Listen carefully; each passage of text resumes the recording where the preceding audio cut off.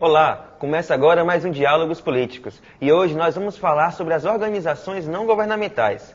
Hoje já são mais de 276 mil ONGs, mas será que elas possuem realmente alguma função social? Crises e escândalos ofuscam seus objetivos e a população acaba por desacreditar no trabalho desenvolvido por estas instituições. Neste cenário, o que ainda pode ser feito? Para falar sobre essas e outras questões, convidamos a professora do curso de Ciências Sociais da UFC, Neyara Araújo, e o representante da ABONG, Associação Brasileira das ONGs, Daniel Raviolo. Nossa debatedora de hoje será a professora Lélia Liz, do curso de Sociologia e Política da Unifor. Mas antes, vamos conferir a nossa matéria. Edgar, será que os objetivos das ONGs hoje são os mesmos daqueles de quando elas surgiram com o movimento militar de 64?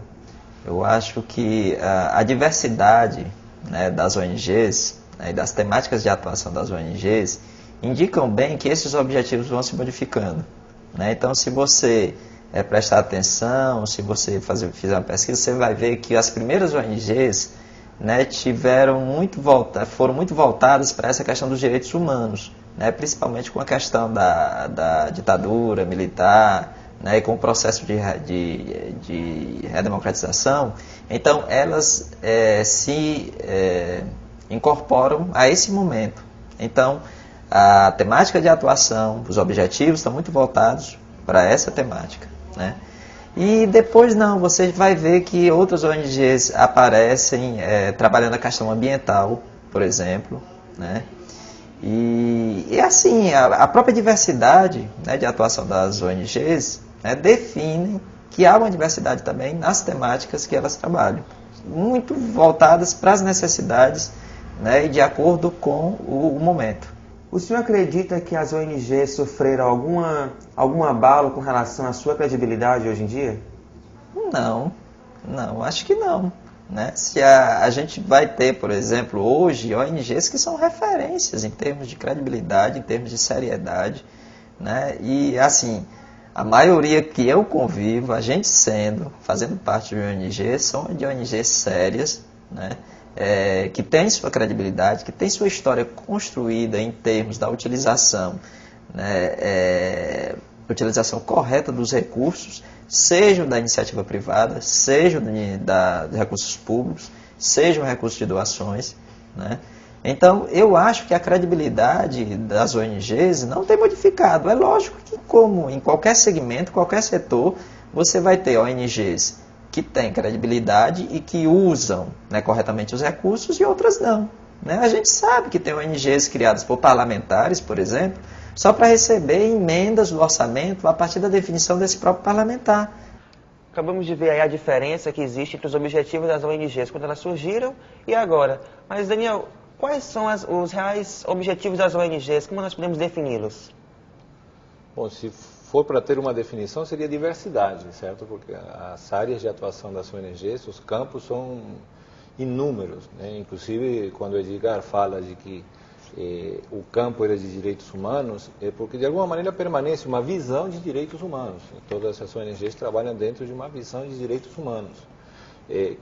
Mas eu preciso fazer uma correção. O número que você mencionou de 276 mil ONGs, em realidade, esse número é a quantidade de entidades civis sem fins lucrativos que existe no Brasil. Isso junta desde a Santa Casa até o clube de futebol, até as associações de moradores. Então, em realidade, é uma diversidade muito mais ampla daquele campo que a gente está falando de ONGs. Então, o que nós notamos é uma falta da definição do conceito de ONG. Até que na matéria não ficou bem claro o conceito.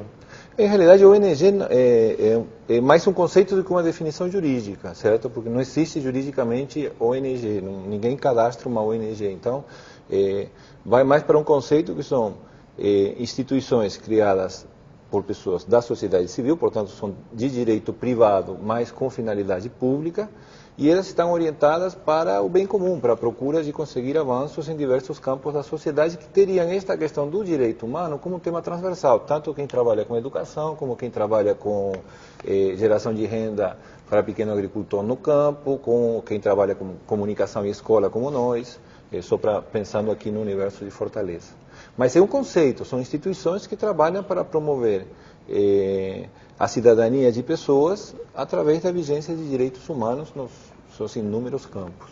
Mas com relação à BONG, por exemplo, a gente vê na matéria recente da Carta Capital que apenas 0,1% das ONGs espalhadas pelo Brasil, por assim dizer, estão afiliadas à BONG. Quais são esses critérios para poder se afiliar? Bom, primeiro que a Carta Capital se refere ao número de 276 mil. Se refere a esse número. Segundo, em realidade a BONG não se considera uma associação das ONGs, mas uma associação de ONGs, portanto de instituições que se reconheçam dentro de um certo perfil de atuação. Os critérios para entrar na BONG são que você entenda, leia e concorde com sua carta de princípios, que marca uma linha de atuação de alguma maneira, entre aspas, certo? Porque tem que ser, entre aspas, mais politizado, mais engajado na participação política das pessoas. E, por outro lado, você tem que ter recomendação de duas instituições que já façam parte, o que limita as possibilidades de que entre algum aventureiro dentro da associação. Mas é importante saber que a BONG não pretende ser a representação do conjunto de ONGs. Daniel, quando você está falando desse universo que ele é bem amplo, né? Esse número aí que a gente está trabalhando com ele, 276 mil, são várias instituições com diferentes perfis também.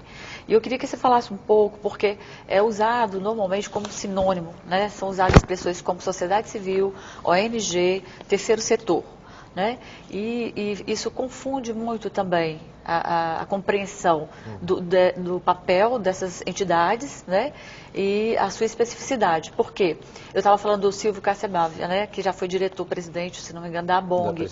Ele tem um texto dele que é bem interessante, ele vai falar assim, existem ONGs e ONGs. Né? Ele faz uma distinção, ele é crítico dessas ONGs que surgiram, principalmente a partir da década de 90 para cá, que na leitura dele, elas que estariam mais, vamos dizer assim, compondo o que é chamado de terceiro setor. Elas têm uma outra função, um outro papel, uma outra relação com o Estado. O que você acha dessas questões? Bom, olha, eu vou confessar que apesar de eu ter sido representante também da BONG aqui 2 períodos atrás, para mim essa polêmica nunca ficou muito clara na sua substância, certo? Porque cada categoria serve para explicar determinadas situações. Por exemplo, sociedade civil, que você mencionou, é uma coisa muito mais ampla, porque a sociedade civil é praticamente tudo que se contrapõe ao Estado, né?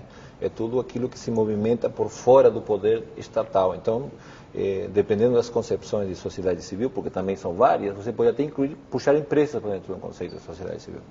Agora, esta questão de terceiro setor e ONG, eu acho que eu até certo ponto considero uma polêmica estéril, no sentido que estabelece uma divisão a partir de palavras e não de conceitos, né? Então, eu acho que o caráter republicano e o bem público é uma linha que faz diferença em todos os campos, porque, bom, nós estamos vendo agora uma CPI das ONGs, que eu acho que é um tema que vai cair aqui nessa roda, certo? Mas por que não uma CPI do terceiro setor como um conjunto? Se nós sabemos que as ONGs são as primas pobres desse esquema todo, mas no terceiro setor se movimentam quantias milionárias através de, eu diria, bilionárias, né? através dos incentivos fiscais, renúncias. Então, eu acho que a fronteira que nós temos que procurar definir quais são as instituições que têm um papel republicano, tipo de compromisso que isso, tem se o interesse público, o que está privilegiando. Isso, porque é uma coisa assim, fica muito difícil fazer uma análise fora da situação concreta de atuação da instituição que você vai analisar. Fazendo, né? Exatamente. Professora Nayara, com relação a essas definições de ONG e terceiro setor, a senhora concorda? Concordo. Enquanto ele falava, eu pensava, quem sabe em vez de a gente chamar ONG, a gente chamasse ONE, Organizações Não Estatais. A rigor, a gente está falando de organizações da sociedade, que isso é uma coisa muito ótima, uma coisa muito boa. Significa que a sociedade está sendo, digamos, oxigenada, é o autogoverno da sociedade. Né? E as organizações não governamentais significa assim, que, bom, governam, certamente elas governam, né? Elas governam, mas elas não são estatais. Então, quem sabe, é uma sugestão, viu? Quem sabe se chamar de organizações não estatais, que aí diferencia, né?